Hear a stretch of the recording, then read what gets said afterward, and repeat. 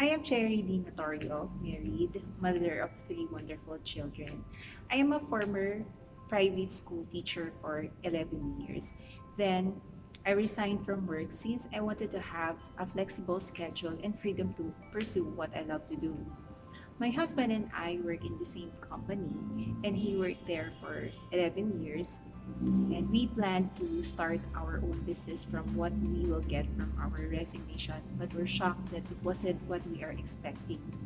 We don't have enough capital to put up our laundromat and water refilling station business. Things did not go as planned sa paglipat namin dito sa Cavite. In short, I have to go back to employment, but this time, I wanted to do a home-based job because I wanted to have a less stressful work. Opportunity, I was able to get in 5-1 Talk as an online English teacher. However, my income wasn't enough since it depends if students will book in your class or not. The income is not that stable. Then, through the event promotion of the local government in Facebook, nalaman ko ang DICT program course offering. I grabbed the opportunity right away. The selection process was long and intensive. I was even hospitalized after the screening. Buti na lang na move yung start ng class at nakasama pa din ako. Honestly, I felt I was discouraged by Sir Milan, and I know that he's really scrutinizing my capability if I could manage the requirements of the course since I am a working mom. Dahil nga daw mahirap ang mga tasks. On top of it, there's a 25,000 bond if you terminate the program. Pero lakas loob ko ng itong hinarap, not really knowing what it takes during sinabing mahirap ito. So my husband and I talked about it and decided we will just sacrifice my work. Anyway, it's just 3 months and hoping that this would help me have a better home-based job with a higher pay. So the class started. First week, the level of difficulty for me was really intense to the point that I almost regretted enrolling. Kasi nga I feel that I am left behind with regard technology dahil marami akong kaklase na mas bata at mas magagaling. Dahil iba na yung natutunan ko noon. But my integrity was at stake already, so I patiently endured the tasks. Doon ko nalaman na ito pala yung sinasabi ni Sir Milan na mahirap. There were a lot of sleepless nights and even sa panaginip ko, yung mga tasks ko pa din yung mga ginagawa ko. Then the training progresses and the level of difficulty progresses too, to the point that you will call on to God. I really hold on to this life verse that I can do all things through Him who strengthens me. I'm also thankful to Ma'am Marisa Kaas and their team who visited us during our last face-to-face training. That if they can, I also can. Her life really was an inspiration. And every time disappointment strikes, I always go back to the reason why I'm doing this. And they are my children, my family. I'm Through God's grace, I was able to finish my tasks on time. Before, I was very dependent to Lorena, yung isa ding scholar. But she became very busy in her thesis, kaya I have to learn to become independent and learn things on my own. So I would also like to take this opportunity to thank all my classmates who assisted me. You know who you are. And most especially to Ma'am Annie who entrusted her laptop with me kahit hindi niya pa ako ganun kakilala. I salute all my classmates from the LGU for extending everything that you can to help everyone, even your own pockets, just to get the job done ng bawat isa. I'm inspired too by your big hearts.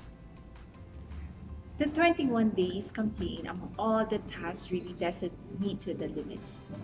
Making Yo's screen did not make me cry, but doing the screenshots all over again, since I did not capture the date, made me cry. Talagang nagtatrabaho ko habang naiyak. Kaya lesson learned, read all the details of the task before doing it. But all the hard work paid off.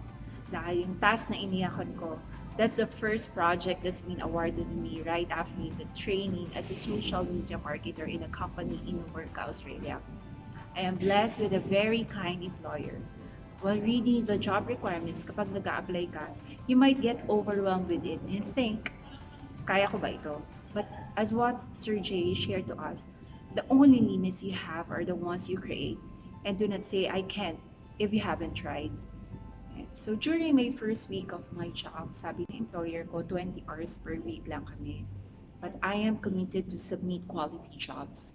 In my second week, I was surprised because he awarded me with 40 hours job per week. Natuwa ako kasi it's like I'm having a regular job already. And right now, I am compensated almost times three of what I am earning before. On top of it, during my third week, he proposed to me that he wanted to do a long-term working relationship with me. He then again offered another project from his own company and made extra package of job offering in American company just for me to have continuous projects with them. In this journey, I realized that it's not difficult to find a job. There's many out there. You just need to be aggressive because if you never try, then you'll never know just what you're worth. I will just leave few points to my fellow scholars and future scholars from something I have learned in this journey. Never stop learning by continuously improving your craft. Don't just settle for the things that you've learned in the past. Since we cannot get away with the advancement in our technology, advance your skills and knowledge. Do not settle for less. Then, endure the difficulty of the training and at the same time enjoy. Because after the training, you will reap a bountiful harvest if you do not give up. You can enjoy it by working with your co scholars. Success is never easy, and it certainly will not attract the uninterested, and it's not reserved for the lazy. As what Francis Kong said, success is never easy, and it certainly will not attract the uninterested, and it is not reserved for the lazy.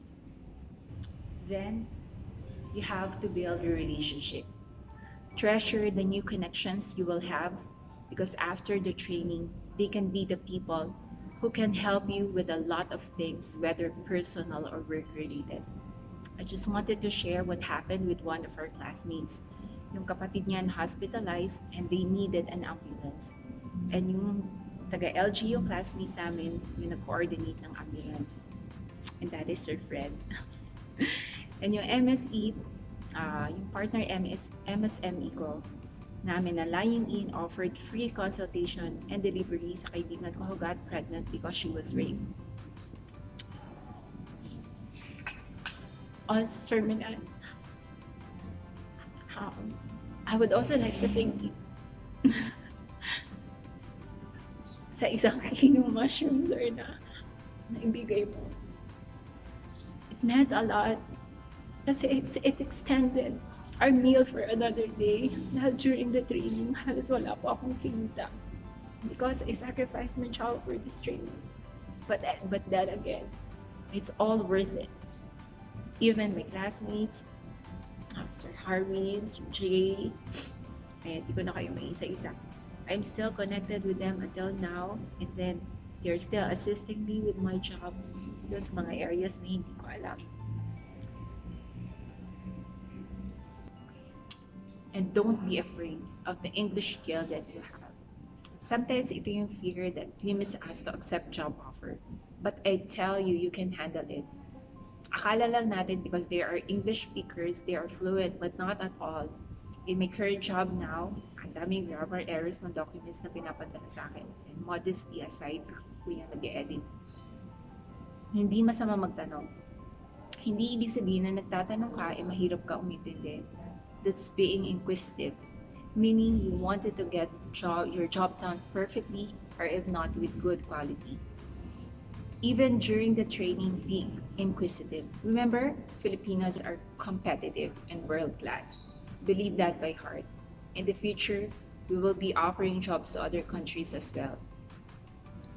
And another word from Francis Kong, you have two choices.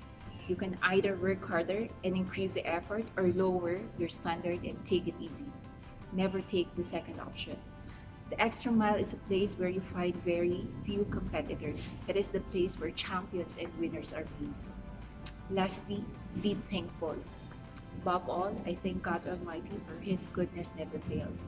I would like to take the opportunity also to thank our local governments, Honorable Mayor Walter Echeverria, and Honorable Vice Mayor Marisol Torres, ang kawani ng DICT, gayon din ng DTI, Sir Milan, Sir Jay, Ma'am Ann Arceo, for your service and dedication and for having this kind of project to elevate the economic and financial status of Filipinos.